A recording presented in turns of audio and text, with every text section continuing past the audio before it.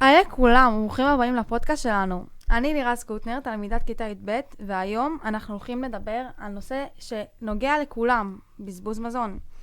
בכל יום אנחנו זורקים אוכל בלי לחשוב פעמיים, אבל האם עצרנו רגע לשאול למה זה קורה ואיך אפשר לשנות את זה?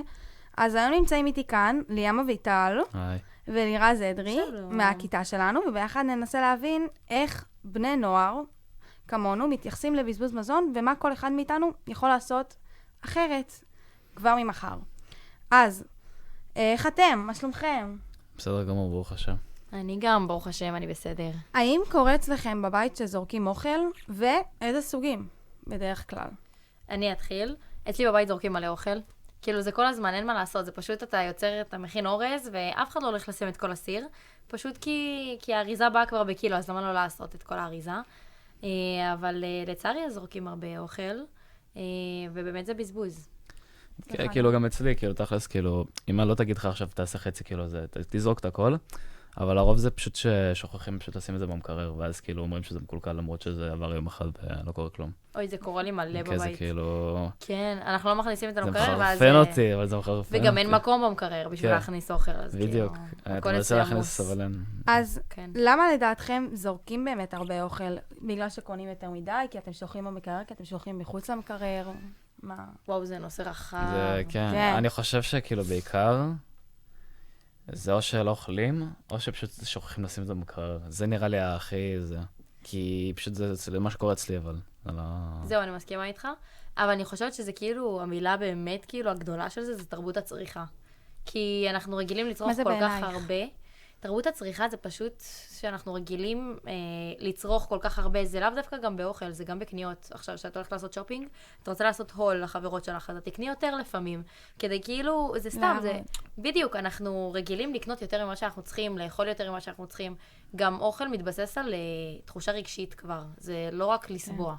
אז אתם אנחנו הולכים אוכלים יותר. אתם הולכים לקניות עם המשפחה שלכם וזה? כאילו, של אוכל או... כן, לסופר כזה. לא. לא הולכים? זהו, לפעמים אני הולכת, אבל לרוב זה או שאני עושה את זה לבד, או שאמא שלי עושה את זה לבד. אז אתם בודקים תאריכי תפוגה? את בודקת?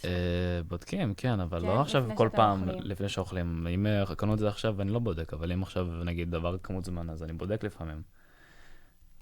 אז אתם לא זורקים ישר אחרי התאריך. זהו, מה כשאני התאריך? הולכת לסופר, אני בודקת רק... את האמת שרק של חלב, כאילו, אכפת לי מהתאריך תפוגה.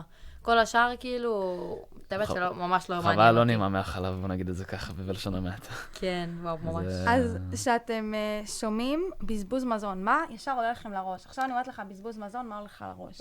שאני עובד במסעדה, ואז זורקים מלא אוכל לפח, כאילו על פרש. וואי. וואו, גם אני, זה כן? קורה כל מסעדה, אין כן. מה לעשות, זה חלק מהחיים. לפעמים קשה לי לראות מנה, ואז מחזירים אותה, אף אחד לא רוצה עזבי, לאכול אותה. שדיברנו על זורק. תרבות הצריכה, יש מלא סועדים שאוכלים, והם לוקחים כאילו סלטים. עכשיו, הם לא אוכלים את הסלטים, הם לא נוגעים אוכלים רק את בזה. הלימה, או את החלומי, או כן, את הזה. הם לא אוכלים כלום. הם לא אוכלים, אני לא כלום, סתם מבינה איך. מתבזבז סלטים, לא כאילו, מבינה זה באמת פרש. אז תגידו רגע, לדעתכם, בגיל שלנו, נערים בגיל שלנו, יודעים את הנושא הזה, למה זה קורה? מה זאת אומרת יודעים, תדגידי לי רגע. אם הם מודעים לנושא של בזבוז מזון, על כמה זה חשוב או מודעים בכללי? מודעים בכללי. אני חושבת שזה קורה מולם, זה קורה לאדם, הם רואים, הם שמים לב, הם לא טיפשים, אבל לא יודעת כמה אכפת להם. אני לא אשקר. אני לא חושב גם שאכפת. יש הרבה אוכל שנזרק סתם לפח, אבל כאילו הם קונים את זה ואז סתם...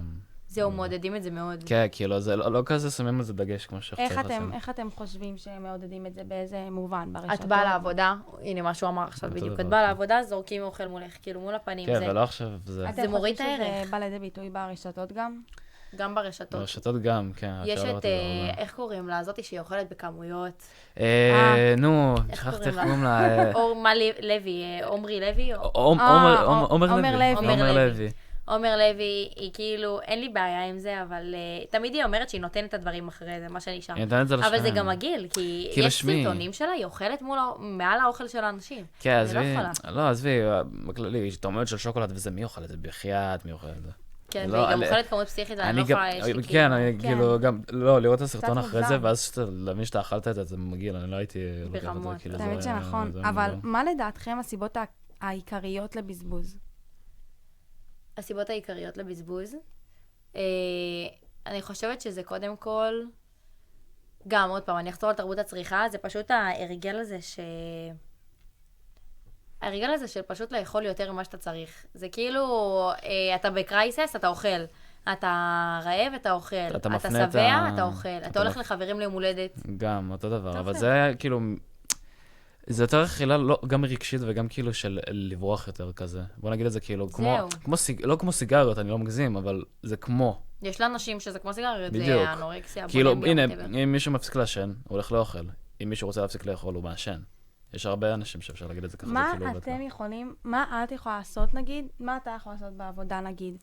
להפחית את הבזבוז, מה אתם חושבים שאפשר לעשות כדי להפחית אותו? לא להמליץ על סלטים אם הם לא רעבים, או להגיד להם שזה הרבה יחסית וזה יתבזבז, אם כבר. להכין אותם לגודל מנות אולי, ובלי שום קשר, גם הציבור צריך לקחת על עצמו, לא להזמין סתם. כי הם בסופו של דבר אלה שמזמינים, זה הכסף שלהם, אני לא יכולה עכשיו להחליט להם. אז אחרי השיחה הזאת, אתם תחשבו אחרת לפני שאתם תזרקו אוכל, או שזורקים? אני כבר חשבתי, אבל כאילו, ברור שהשתנה טיפה. אבל אותו דבר, כאילו, בזבוז מזון זה דבר מאוד, כאילו, בעיניי אישי, כאילו, לא טוב. כאילו, אם אי אפשר למגר את זה, אני אמגר. כן, אני גם רגילה, אם אני רואה בזבוז והכל, אז אני רגילה למגר את זה תמיד. אבל כן, אחרי השיחה הזאת אני אקח על עצמי כמה דברים לתשומת הלב שלי, ואני אשים לב יותר לאנשים במסעדה, פחות תמליץ, כמו שאמרת. כן. כי זה מיותר, באמת זה מיותר. וגם, זהו, וזה, אני אשנה את הגישה שלי, גם בלי שום קשר, השפעתם עלינו, נראה לי, לאורך כל השנה, כי ראינו את הפרסומים שלכם וראינו הכל. אז זה מעבר רק לפודקאסט, זה כאילו משהו שהוא כאילו חברתי שנבנה. כי הסרטונים שעשיתם גם ברשתות, זה היה מאוד יפה. אז אחרי ששמענו דעות שונות, זה ברור לנו שבזבוז מזון זה משהו שקורה כמעט לכולם. אבל זה לא גזירת גורל. אם כל אחד מאיתנו באמת יעשה שינוי קטן, כמו לקחת רק באמת, כמו שאמרתם, רק מה שנאכל, במקום לזרוק, אז נוכל להשפיע הרבה יותר ממה שאנחנו חושבים. תודה רבה לאליאם אביטל ולאלירז אדרי שהייתם איתנו. ואל תשכחו, קניתי, אכלתי, זרקתי.